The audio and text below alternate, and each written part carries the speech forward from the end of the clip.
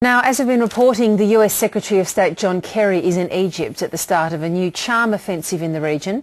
It's been a bad week for the White House, from outrage over drone attacks in Pakistan to the scandal over spying on friendly nations. So does the NSA row demonstrate the need for a vibrant fourth estate in the US? Debating that very issue yesterday at Sydney's Public Knowledge Forum was the Washington Post Associate Editor and Pulitzer Prize-winning columnist Eugene Robinson, and he joins us now. Eugene, good morning. Thanks for your time.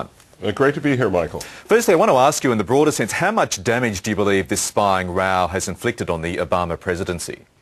You know, it's very interesting. Not a lot domestically, but those who are really upset about it and really opposed to it are an interesting coalition of sort of moderate to further left and very far right. There are some Tea Party senators who are very concerned about all this NSA stuff and particularly picked up on the reports of spying on foreign leaders, including allied leaders, which seems to me like, why are we doing that? Domestically, though, in terms of the broader US electorate, how is it playing and how much will it hurt, of course, the Democratic candidate's chances at the next presidential election? I frankly don't think it hurts the Democratic candidate's chances much at all. The bulk of the Republican Party, I think, is more hawkish on security matters than the bulk of the Democratic Party, generally speaking. And it's actually Democrats who are a bit disappointed with President Obama that he hasn't reined in the spies a bit more than he has. However, I don't think this really impacts. Now, what's going to happen in the next presidential race is up in the air because of the sort of identity crisis going on in the Republican Party. Is the genie too far out of the bottle in terms of this spying row for any president to try to force it back in? I certainly hope not. I mean, I've been quite exercised about it in my column.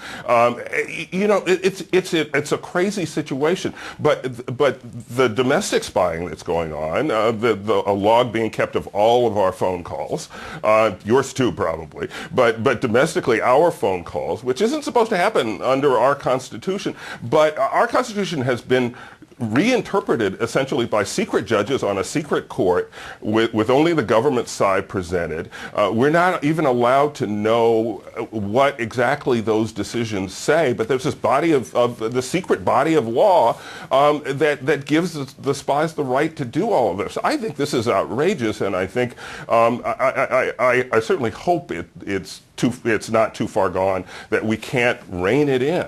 And yet the White House, through the President, through his spokesman Jay Carney, have been stonewalling the media on this issue. And in fact, as you'd well know, Eugene, there's been quite a fractious relationship between the White House press corps, the media generally, and the Obama White House. How much of a challenge has that been for a newspaper like yours, the Washington Post, to get the truth out to American readers? Well, you know, very frankly, it's always a challenge. Remember, the Washington Post first came to international notice back during Watergate, when our reporters faced great obstacles in trying to get the truth out of the Nixon White House. So it's always a challenge.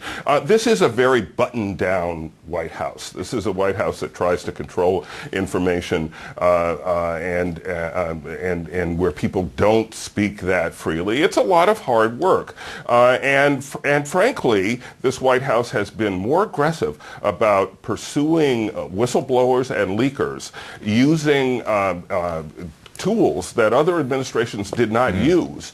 No administration likes to have its secrets leaked, but this administration is unique in using a 1917 espionage law to go after whistleblowers, and in some cases to shadow and to wiretap and track reporters who are trying to do their jobs. And again, I don't think this is what we want the American presidency to be doing. Eugene Robinson, I've always been a great fan of your work. Thank you so much for taking the time to have a chat to us this morning.